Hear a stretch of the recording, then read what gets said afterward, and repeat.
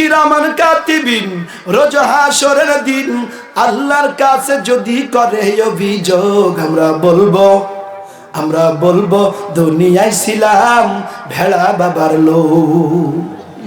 তাই বলবেন? না না, আমরা একটু ঘুরাই বলবো, কিরামান কাতিবিন, রোজ হাসরের দিন, কিরামান কাতিবিন, রোজ হাসরের দিন আল্লাহর কাছে যদি করে অভিযোগ, আমরা বলবো দুনিয়ায় ছিলাম মুহাম্মদের লোক।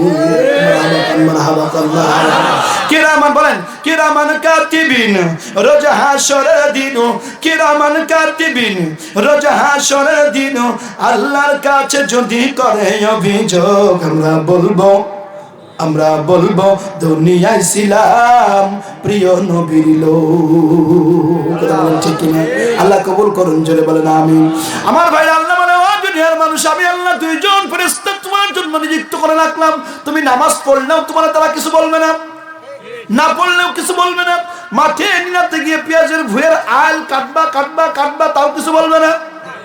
কারণ তোমাকে পরীক্ষার হলে আল্লাহ ছেড়ে দিয়েছেন, ফেরেশতারা লিখতেছেন ভালো এবং মন্দ।